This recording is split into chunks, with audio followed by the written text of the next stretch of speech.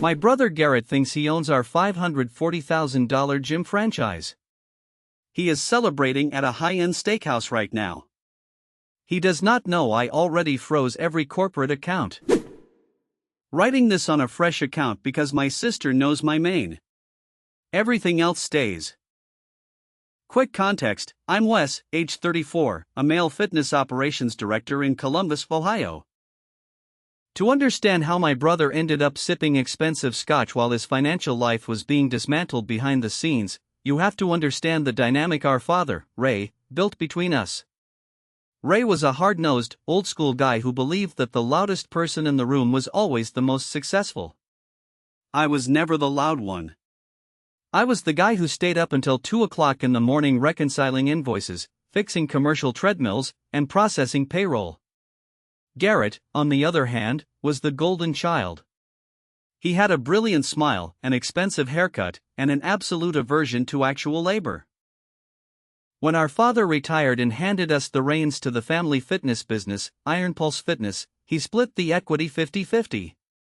But, in his speech at the retirement dinner, he made sure everyone knew who he thought was the real captain. Ray stood up, raised his glass, and looked directly at Garrett. He said he knew Garrett would take the business to the moon because he had the look of a true executive. Then, he glanced at me and told me to keep making sure the lights stayed on. That single comment set the tone for the next 5 years. Garrett took his role as the executive face of the company to mean he was a high roller. He immediately insisted that we needed to project an image of extreme wealth to attract high-end clientele. He bought a sleek watch, started shopping exclusively at luxury boutiques, and leased a brand new sports car using his corporate allowance. Meanwhile, I was still driving my reliable, 10-year-old pickup truck, arriving at our main facility before dawn to ensure the HVAC systems were running and the personal trainers were scheduled. The business was actually thriving, mostly because our local market was booming and my operational structure was rock solid. We expanded from our original location to 3 profitable spots across the suburban Columbus area. Our combined cash reserves and liquid equipment equity sat comfortably at a valuation of exactly $540,000. It was a massive achievement for a middle-class family business, a true nest egg that could have secured our futures for decades. But Garrett did not see a nest egg to protect. He saw a personal vault to raid. The small incidents started appearing in our monthly expense reports about 3 years ago. I would notice a line item for a $900 dinner at a downtown steakhouse listed as client entertainment. When I asked Garrett about it, he would scoff and tell me that networking with local professionals required spending money. Then, there were the constant charges for premium fuel, high-end hotel stays for fitness conventions we did not need to attend, and designer workout gear that he claimed was essential for corporate branding. Every time I tried to bring up the budget during our weekly partner meetings, Garrett would shut me down. He would sigh, lean back in his ergonomic leather chair, and tell me that I had a small-minded, middle-class mentality. He told me that you have to spend money to make money, and that my constant bean counting was holding the company back from becoming a truly elite brand. Our father always took his side, too. Ray would call me up out of the blue and tell me to stop writing Garrett's back. Ray would say that Garrett was the visionary, and I was just the mechanic, so I needed to let the visionary do his job. The disrespect became a regular fixture at family gatherings. During our annual 4th of July cookouts, Garrett would hold court on the back patio, bragging to our cousins about his latest real estate investments and how he was single-handedly transforming the family business into an empire. He would casually mention the $48,000 consulting fee he had just authorized for an outside marketing firm, failing to mention that the marketing firm was actually a shell company registered to one of his country club buddies. I would sit quietly by the grill, holding my plate, knowing exactly how much pressure his spending was putting on our actual operational margins. The true escalation happened when Garrett decided he wanted to buy a luxury townhouse in an affluent gated community. He did not have the personal credit or the liquid down payment to secure the mortgage on his own because his personal spending was completely out of control. So, without consulting me, he decided to use the corporate credit profile to establish a massive financial cushion for himself. I only found out because of my meticulous habit of checking our secure digital vault every Friday evening. I liked to review the automated banking feeds and insurance renewals when the offices were completely empty and quiet. 2 months ago, I logged into our primary commercial banking portal and noticed a major discrepancy in our credit facility. There was an active application for an unauthorized, secondary corporate line of credit for exactly $186,000. My heart stopped. I clicked through the attached documentation, my fingers trembling on the mouse. There, on the final page of the digital contract, was a scanned image of my own signature. It was a forgery. It was a clumsy, traced copy of my signature from our original operating agreement, authorized and submitted to the bank under our corporate tax identification number. Garrett had used our shared business credit to backstop his personal lifestyle, using the $186,000 to clear his personal debts so he could qualify for his new luxury townhouse. I sat in the dark office for an hour, the glowing monitor reflecting off the glass walls. The betrayal felt like a physical blow to the chest. This was not just a case of an arrogant brother taking too many liberties with the company credit card. This was outright, systemic fraud. This was a blood relative risking the entire foundation of our father's legacy, and my livelihood, to maintain an illusion of wealth for his high society friends. Instead of confronting him in a blind rage, which would have allowed him to run to our father or quickly cover his tracks, I closed the laptop. I took a deep, steadying breath and realized that the old rules of family loyalty were officially dead. If Garrett wanted to play a high-stakes corporate game, I was going to show him exactly what a dedicated operations manager could do when pushed into a corner. The next morning, I began my quiet rise. I did not say a word to Garrett, nor did I change my daily routine. I still showed up at 5 in the morning. I still greeted the members with a polite smile. But, during the quiet midday hours when Garrett was out taking long, liquid lunches, I was building an airtight, unassailable legal fortress. I hired an independent corporate forensic accountant using my personal savings, completely outside of the business ecosystem. I paid him a flat fee of $5,000 to rip through 5 years of our joint bank statements, tax filings, and vendor invoices. What the accountant uncovered was a horror show of embezzlement. Garrett had not just forged the single line of credit. Over the past 24 months, he had systematically funneled money out of our operating reserves through a series of fake consulting fees, inflated vendor payments, and direct personal reimbursements. He had even used the company account to pay for a $24,000 custom wardrobe from a high-end tailor. The total amount of verifiably stolen and misappropriated corporate funds reached an astronomical $540,000. He had effectively drained the exact valuation of our entire business infrastructure. While the accountant was compiling the final certified audit report, the definitive trigger event dropped right into my lap. I was reviewing the digital logs of our shared corporate email server when I noticed an incoming message from an out-of-state corporate acquisition conglomerate. The subject line read, "Final terms for intellectual property and asset acquisition of Iron Pulse Fitness." I opened the email.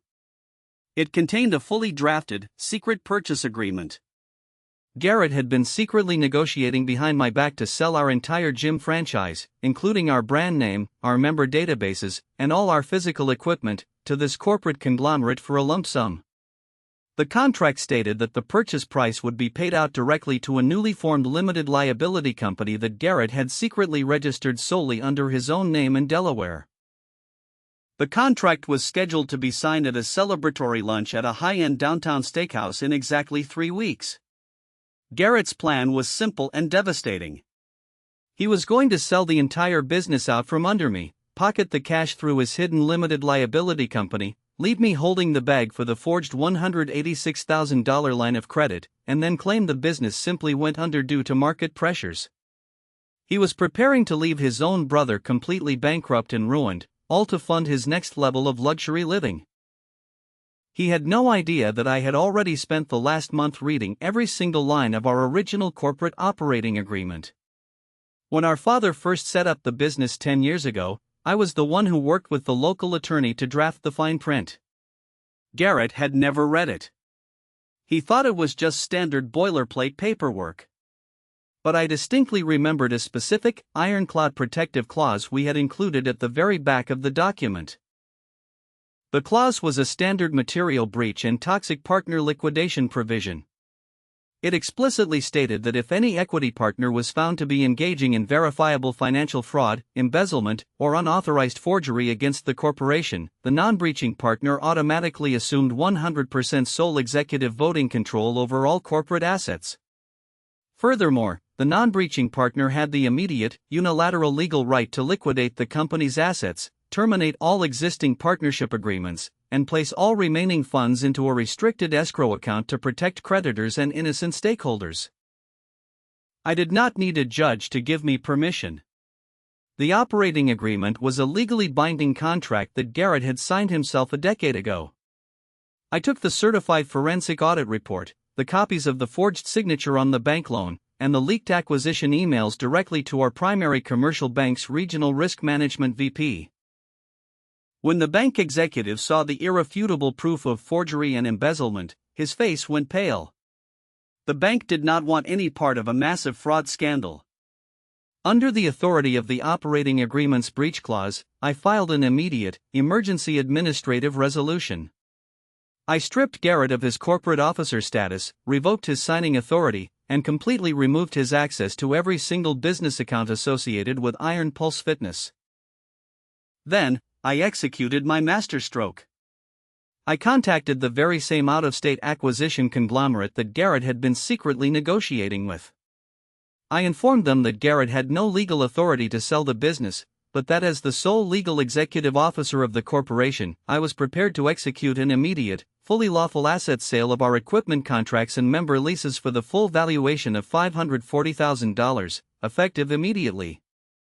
They jumped at the chance to do a clean, legitimate deal. The paperwork was signed, processed, and filed with the state licensing board in a matter of hours. The buyers wired the entire $540,000 directly into a brand new, restricted corporate escrow account under my sole, exclusive signature. The physical locations of the gyms were officially transferred to the new owners, and the old corporate entity of Iron Pulse Fitness was legally dissolved. This brings us back to today, and the absolute peak of the climax. Garrett is currently sitting in that private room at the steakhouse, surrounded by the corporate executives from the acquisition firm. He thinks he is about to sign the paperwork that steals my life's work and nets him a massive personal payout. He is probably wearing his tailored suit and his flashy watch, feeling like the ultimate kingmaker. He has no idea that the executives sitting across from him already signed the real, legal deal with me at 7 o'clock this morning. They are only at the steakhouse to hand Garrett a formal, legally certified cease and desist letter along with a complete copy of the forensic audit report detailing his multi-year embezzlement scheme. My phone rings. It is Garrett. I let it ring for 3 full seconds before answering with a perfectly calm, dry tone. "Wes, what the hell is going on?" He screams, his voice cracking with a mixture of sheer panic and intense rage. "My corporate credit card just got declined for the lunch bill. The waiter said the account is frozen. And, these guys across from me just handed me a legal packet. What did you do?" I lean back in my chair at my kitchen table, taking a slow sip of my coffee. I tell him very clearly, I liquidated the assets, Garrett. The gyms are sold. The corporate accounts are gone. Your signing authority was revoked 3 hours ago because of the $186,000 forgery you pulled at the bank. The $540,000 from the sale is currently sitting in a locked escrow account under my sole name. There is a long, deafening silence on the other end of the line. I can hear his heavy, ragged breathing over the speakerphone. The absolute shock of total, instantaneous ruin is crashing down on him in real time. "You can't do that," he stammers, his voice dropping to a desperate whisper. "Dad will destroy you for this. We are brothers, Wes. You are ruining my life. I have a deposit due on my townhouse tomorrow. My car lease is tied to that corporate account." I tell him entirely coldly, "You ruined your own life the second you traced my signature to steal from our future. You wanted to play the role of a high-rolling corporate executive, Garrett. Now you get to experience the exact legal consequences that real executives face when they commit fraud. The leased BMW is being repossessed from the steakhouse parking lot as we speak because I cancelled the corporate lease agreement this morning. Have a nice walk home. I hang up the phone before he can even attempt to apologize or beg. The satisfaction of that moment is completely indescribable. It was a clean, entirely lawful, and devastating legal strike that completely dismantled his entire manufactured lifestyle in a matter of minutes. The fallout within the family was immediate and chaotic. Our father, Ray, called me 20 times over the next 2 days, screaming about family loyalty and how I had humiliated the family name by exposing Garrett's financial dealings to outside corporate entities. He demanded that I release the $540,000 to Garrett to save his house and his reputation. I did not get angry. I simply drove over to Ray's house, walked into his living room, and laid the certified forensic audit report along with the forged bank documentation right on his coffee table. I told him to look at the numbers. I told him that his favorite son was not a visionary businessman, but a common thief who was fully prepared to leave his own brother completely bankrupt and drowning in fraudulent debt. Ray looked at the forged signature, then looked at the line items showing how Garrett had systematically drained the business to pay for his luxury lifestyle. For the first time in his entire life, our father completely ran out of words. He sat down on his sofa, looking incredibly old and defeated, and simply stared at the floor. Garrett's total ruin was complete and entirely visible to everyone in our social circle. Without the corporate accounts to fund his fake lifestyle, his world evaporated instantly.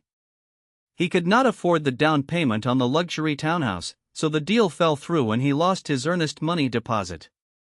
His high-end friend group completely vanished the second he could no longer afford to buy $1,000 rounds of drinks at the country club. He had to pack up his designer wardrobe, sell his luxury watch at a massive loss just to cover his personal credit card debts, and move directly back into our father's basement at the age of 36. He went from driving a high-end sports car to asking our dad for grocery money. As for me, I walked away with my financial future completely secured and my professional reputation entirely intact. The $540,000 from the clean asset sale was safely transferred into my personal investment portfolio after all the outstanding legitimate corporate debts were cleared. I am currently in the process of scouting a brand new, independent location to launch my own fully owned operational consulting firm, completely free from the toxic baggage of family favoritism and blood relative betrayal.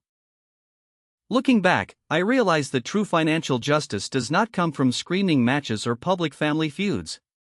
It comes from keeping your head down, maintaining flawless records, and letting the law do exactly what it was designed to do when greed finally outsmarts itself. But if you think a brother stealing a gym franchise is wild, you should hear what my aunt tried to do with a shared family lake house and a fake easement agreement.